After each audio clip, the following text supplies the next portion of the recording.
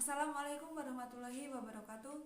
Kami dari kelompok 5 yang beranggotakan Raul Hidayat dengan NIM 024, Maya Holida 128, Ika Pratiwi 166, Sandi Eka Pratama 089, dan Ahmad Saiful 065 akan mempresentasikan hasil diskusi kami tentang apa itu OSI dan TCP/IP.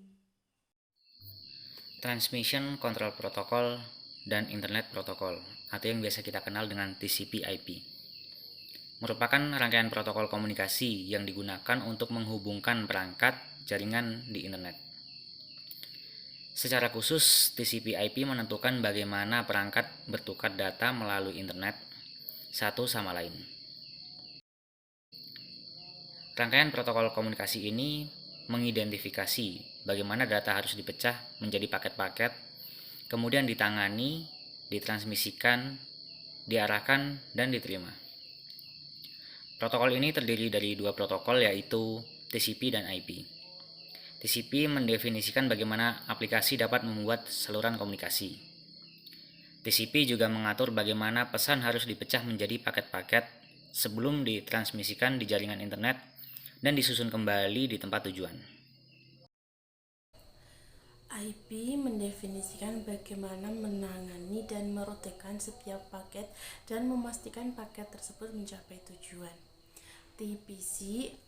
TCP atau IP dirancang untuk kehandalan jaringan agar mampu melakukan pemulihan dari kegagalan saat pengiriman paket.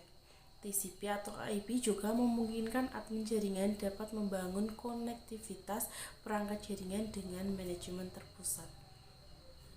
Transmission Control Protocol atau Internet Protocol adalah protokol komunikasi yang digunakan oleh jaringan internet dan banyak jaringan lokal lainnya. Protokol ini terdiri dari dua lapisan utama, yaitu lapisan TCP atau Transmission Control Protocol dan lapisan IP, Internet Protocol. Setiap lapisan memiliki peran yang berbeda dalam mengatur komunikasi antar perangkat jaringan. Berikut merupakan penjelasan mengenai masing-masing lapisan dalam TCP atau IP. Yang pertama yaitu physical layer. Layer ini bertanggung jawab untuk mengirimkan bit data melalui media transmisi seperti kabel atau nirkabel. Protokol yang sering digunakan pada lapisan fisik ini antara lain Ethernet, Wi-Fi, dan Bluetooth. Yang kedua yaitu data link. Lapisan ini bertanggung jawab untuk mengirimkan paket data antara dua perangkat jaringan yang terhubung secara langsung. Protokol yang sering digunakan pada lapisan data link ini antara lain PPP atau Triple P, Point-to-Point Protocol, dan MAC, Media Access Control. Yang ketiga yaitu Network Layer. Layer ini bertanggung jawab untuk mengirimkan paket data antara perangkat jaringan yang terpisah oleh jaringan yang berbeda. Protokol yang sering digunakan pada lapisan jaringan ini antara lain IP, Internet Protocol, dan ECMP, Internet Control Message Protocol. Yang keempat yaitu Transport Layer. Lapisan ini bertanggung jawab untuk mengatur koneksi antara dua perangkat jaringan dan mengontrol pengiriman data dalam bentuk paket. Protokol ini juga sering digunakan pada lapisan transport antara lain TCP, Transmission Control Protocol, dan UDP, User Datagram Protocol. Yang kelima yaitu Application Layer.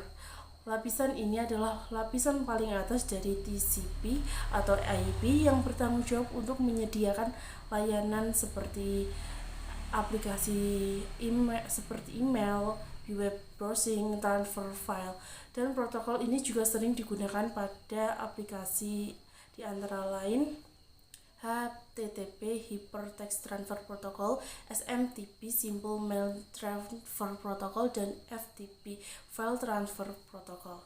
Nah, setiap lapisan data TCP atau IP memiliki tugas yang berbeda, tetapi bekerja sama untuk memastikan pengiriman data yang aman, andal, dan efisien di seluruh jaringan. Model OSI atau Open System Interconnection diciptakan oleh International Organization for Standardization. OSI atau Open System Interconnection merupakan sebuah standar protokol jaringan komputer.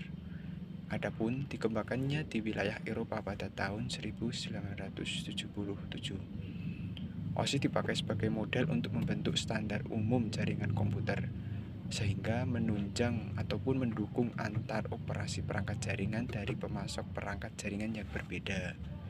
Fungsi dari OSI selanjutnya yaitu fisikal. Yang pertama, menentukan tegangan, kecepatan, besaran fisik, dan mengalirkan bit-bit antar device.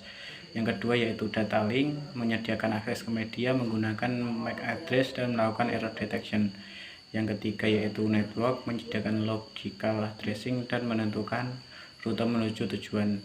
Yang keempat ada transport, menyediakan reliable dan unreliable delivery dan mengecek error connection sebelum transmisi data.